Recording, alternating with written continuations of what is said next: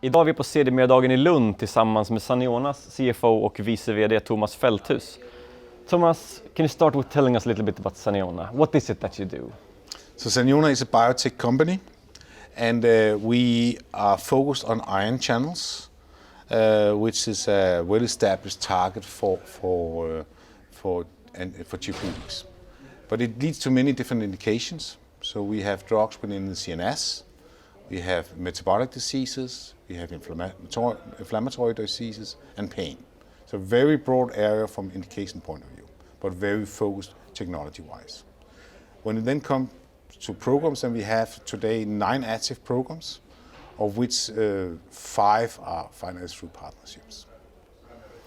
Okay, but the way I understand it, you have multiple business models or multiple ways of bringing this forward. Could you just in a few words describe, do you have a core in this business? Do you have a core business? So our business is basically defined origin from technology, ion channels. And this brings us into a lot of different disease areas. And there's no way that we can be specialists in all these disease areas. Also, we have a lot of programs and a lot of technology. So our basically strategy is based on partnering to how to commercialize these products. And we do this in 3 different ways. We make early stage research collaboration with pharmaceutical companies, and we make then we select certain programs which we think we can develop internally and mature and build further value into those programs before we out-license to third parties. And finally, we make spin-outs. So we have made 1 spin-out with a venture capital firm and a pharmaceutical company in Boston, and where they are financing it, we do the research, but then we have an ownership stake. But it could actually also be a separate listing, for instance, Aktietorget through Lex ISEA rules in this country. Okay, but do you see any primary competitors to you, or how do you view your competition?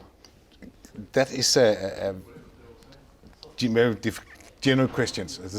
We are in early stage research, and you can either choose to all pharmaceutical companies are your competitors in your field, or you could say it's also potential clients. And in our case, it's more potential clients. It's only when it's hardcore competition, then it will be something which is developing something very similar to you and in the same indication. And basically, all our programs are first in class. So we don't see significant competition around our products. It will be different concept, and the pharmaceutical market is so big, and many patients will need 2 drugs anyway. So it's kind of a little bit waste of time to think in that way. Yeah, but if we look a little bit towards the revenue, could you describe your revenue model, or do you generate revenue, or how do you plan to generate revenue? Right. So we have a lot of programs and very interesting science, and this makes us able to make these early stage research collaborations. We have made a couple of those, and this means that we also are able already today to generate revenues. Just this year we have entered into 2 collaborations, one in January and one in February. We got another grant also in February, and this year we actually have revenues in the range of 20 to 25 million crowns secured for this year. And this finance basically our internal operational cost. And this means that when we have raised money in autumn last year, this money will go for external development cost in relation to developing our ideas and programs. Okay. Could you give us a brief introduction to your current pipeline? What's your most advanced, how do I frame it? What's closest to the market, so to speak? So we have tesofensine, which is an obesity product, and which we partnered with Medics in February, and they plan to start phase 3 clinical trials with this compound this year. And so this will probably be the closest to the market right now.